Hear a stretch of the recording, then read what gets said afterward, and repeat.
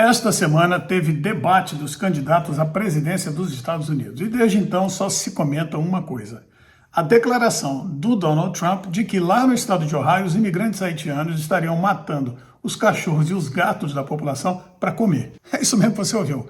A declaração soa absurda. Mas será que é mentira? Fica aí que eu já te conto. Na quarta-feira passada, dia 10 de setembro, os candidatos à presidência dos Estados Unidos, Donald Trump e Kamala Harris, se enfrentaram em um debate promovido pela ABC News. Foi a primeira vez que os dois se encontraram pessoalmente, quer dizer, a primeira vez que se apertaram as mãos ali, o que, aliás, só aconteceu por iniciativa da Kamala Harris. O debate foi marcado por arroubos retóricos de ambas as partes.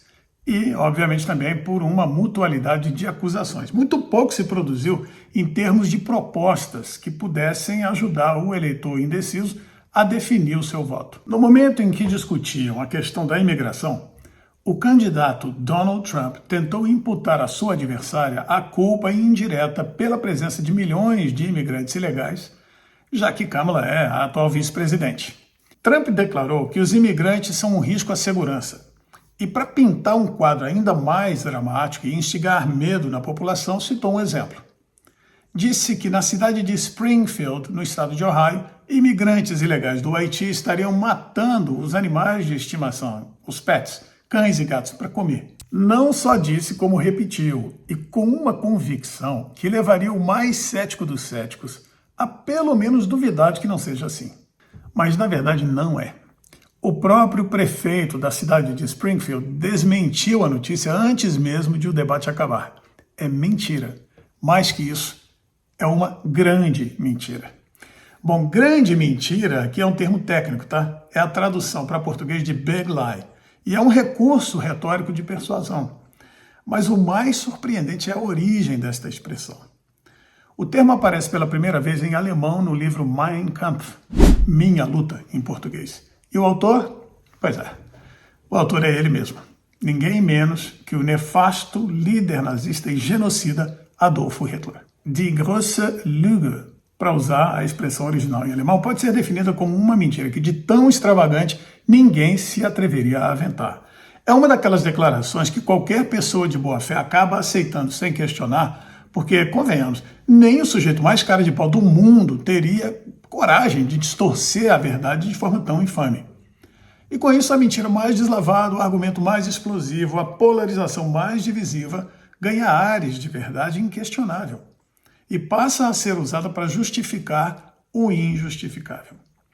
Quando cunhou a expressão, Hitler estava falando dos judeus, que segundo ele teriam se valido desse recurso para atribuir ao general Erich Ludendorff a culpa pela derrota da Alemanha na Primeira Grande Guerra. E aí, em 1941, 16 anos depois de Hitler ter usado a frase pela primeira vez, o seu ministro Joseph Goebbels, encarregado da propaganda nazista, atribuiu aos ingleses o uso dessa tática. Em um artigo intitulado Da Fábrica de Mentiras de Churchill, Goebbels disse o seguinte, abre aspas, os ingleses seguem o princípio de que, quando se mente, a mentira deve ser grande, e uma vez dita, não se deve recuar. Eles sustentam a mentira mesmo correndo o risco de parecerem ridículos. Fecha aspas. Só que não tardou para que a máquina de guerra alemã tomasse por empréstimo a técnica. Durante a Segunda Guerra Mundial, a propaganda nazista passou a alegar repetidamente que os judeus detinham grande poder oculto na Inglaterra, na União Soviética e nos Estados Unidos. Fez crer que estes haviam começado uma guerra de extermínio contra a Alemanha. E usou essas alegações, todas elas falsas, para justificar o direito da Alemanha à autodefesa. Bom, voltando ao debate, a declaração de Trump em relação aos haitianos não é apenas falsa, é uma mentira deliberada, uma mentira contada de propósito, de caso pensado. O mecanismo psicológico por trás da grande mentira não deixa de ter certa sofisticação. Produz uma simplificação que leva pessoas de bem a acreditarem mais facilmente numa grande mentira do que numa mentira pequena. Porque essas mesmas pessoas sabem que elas próprias são capazes de contar uma mentirinha ou outra, mas teriam vergonha de espalhar falsidades tão absurdamente extravagantes. E por pensarem assim, acham que o outro também seria incapaz de fazê-lo. Uma alegação tão bombástica, dita com tanta convicção, só pode ser verdade. O sujeito fica até com vergonha de parecer bobo ao tentar verificar se de fato é ou não verdade. E pode só perceber que foi enganado muitos meses depois que a eleição já tenha transcorrido. Agora, antes que vocês me acusem de estar associando o candidato republicano à figura nefasta do genocida alemão, alto lá. Esse recurso é tão antigo quanto a história e é usado de maneira indiscriminada tanto pela direita quanto pela esquerda.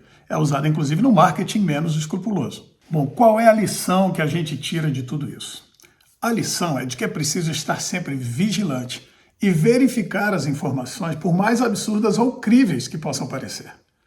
Combater a desinformação é tarefa pessoal, e chegar à verdade nem é tão difícil assim na maior parte dos casos, mas é um esforço que requer disciplina e consciência. Imigração ilegal é coisa que se combate com política pública, não com mentira. Mas fiquem tranquilos, lá em Ohio não tem ninguém vendendo gato por lebre. Já nas ruas de São Paulo ou em qualquer outro grande centro do Brasil, vai ver que tem muita gente comendo churrasquinho de gato sem nem se dar conta. Fique esperto. Eu sou o Evandro Magalhães e este foi mais um episódio do Língua de Fora. Gostou? Então curte, compartilha e lembra de assinar o canal.